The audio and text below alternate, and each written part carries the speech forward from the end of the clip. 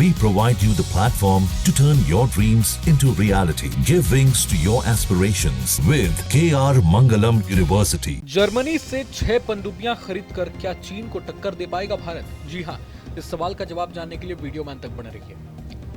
असल में भारत सरकार अपनी वायुसेना और नौसेना की ताकत बढ़ाने के लिए 2 बड़ी डील करने के लिए तैयार हो गई है। पहली डील रक्षा मंत्रालय और मजगांव डॉकयार्ड्स लिमिटेड यानी MDL जर्मनी से 6 सबमरीन खरीदने वाली है। सरकार ने प्रोजेक्ट 75 इंडिया के तहत भारत में बनने वाली इन पनडुब्बियों की खरीद को लेकर बातचीत शुरू करने की मंजूरी दे दी है। ये डील 70,000 करोड़ में हो सकती है। रक्षा मंत्रालय ने जनवरी में जर्मन कंपनी थ्रीसेनक्रुप मरीन सिस्टम्स के साथ एयर इंडिपेंडेंट प्रोपल्शन सिस्टम वाली 6 पनडुब्बियां बनाने के लिए मजगांव डॉकयार्ड को अपना साझेदार चुना था। रक्षा मंत्रालय और भारतीय नौसेना अगले 6 महीने में कॉन्ट्रैक्ट पर चर्चा पूरी होने और फाइनल मंजूरी मिलने की उम्मीद कर रहे हैं। रक्षा मंत्रालय का मकसद देश में पारंपरिक पनडुब्बियों के डिजाइन और मैन्युफैक्चरिंग की स्वदेशी क्षमता विकसित करना है। यहाँ आपको बता दें कि ट्रेडिशनल डीजल इलेक्ट्रिक पनडुब्बियां पानी के नीचे ज़्यादा देर तक नहीं रह सकती। उन्हें कुछ दिनों में सतह पर आकर बैटरी चार्ज करनी पड़ती है, क्योंकि बैटरी केवल लिमिटेड टाइम तक ही चलती है। सतह पर आने के चलते वे दुश्मन के रडार और सैटेलाइट की पकड़ में आसानी से आ सकती हैं। इसी समस्या को दूर करने के लिए एयर इंडिपेंडेंट प्रोपल्शन को डेवलप किया गया है। खास बात यह है कि AIP सिस्टम वाली सबमरीन 3 हफ्ते तक पानी के अंदर रह सकती है। गौरतलब है कि भारतीय वायुसेना अगले 10 साल में अपनी लगभग 10 पनडुब्बियों को हटा सकती है।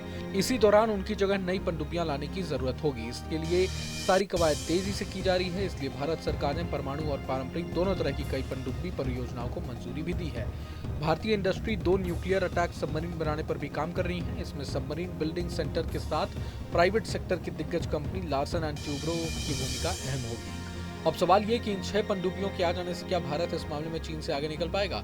यहाँ आपको बता दें कि चीन के पास लगभग 60 से 70 पनडुब्बियां हैं। वहीं भारत के पास इन 6 पनडुब्बियों को मिलाकर भी केवल 20 से 25 सबमरीन ही हो पाएंगी। लेकिन इससे एक बात तो तय है कि हमारी सेना की ताकत में जरूर इजाफा होगा। हालांकि हम चीन से इस मामले में आगे नहीं निकल पाएंगे। वहीं दूसरी तरफ आपको बता दें कि भारत सरकार Israeli rampage air to ground मिसाइलों की बड़ी खेप भी खरीदने वाला है। मीडिया रिपोर्ट्स के मुताबिक ये ऑर्डर जल्द ही फास्ट ट्रैक प्रक्रिया के तहत किया जाएगा। बता दें कि रैम्पेज मिसाइलों का इस्तेमाल पाकिस्तान के मुरीद के और बहावलपुर स्थित आतंकवादियों के मुख्यालयों पर सटीक हमलों में किया जा चुका है। गौरतलब है कि ऑपरेशन सिंदूर में मिली सफलता के बाद Israeli rampage air to ground मिसाइलों का रुतबा बढ़ गया है। इन मिसाइलों का इस्तेमाल पाकिस्तान के मुरीद के और बहावलपुर के आतंकवादी ठिकानों पर हमले के लिए किया गया था। इसलिए भारतीय वायुसेना सभी बेड़ों को इससे लैस करने और बाकी प्लेटफॉर्म में एकीकरण की योजना पर भी विचार कर रही है। बता दें कि रैम्पेज मिसाइल की रेंज 150 से 250 किलोमीटर तक है। ये दुश्मन की कमांड सेंटर, एयरबेस, हथियार डिपो और रडार स्टेशनों जैसे हाई वैल्यू टारगेट्स को सटीकता से नष्ट कर सकती है। इसे F-15, F-16, F-35 और भारत के सुखोई 30 MKI जैसे जेट से लॉन्च किया जा सकता है। बहरहाल पूरे मसले को लेकर आप क्या कुछ सोचते हैं हमें कमेंट बॉक्स में जरूर बताएं। अगर आपको ये वीडियो पसंद आया तो लाइक करें और चैनल को जरूर सब्सक्राइब करें। जहां भक्ति है हर शब्द में, कथाओं में छिपे हैं दिव्य रहस्य और ज्योतिष देता है जीवन को दिशा। धर्म से जुड़ी हर बातों को जानने के लिए हमारे चैनल स्तुति को सब्सक्राइब करें। चैनल पर जाने के लिए इस लिंक पर क्लिक करें।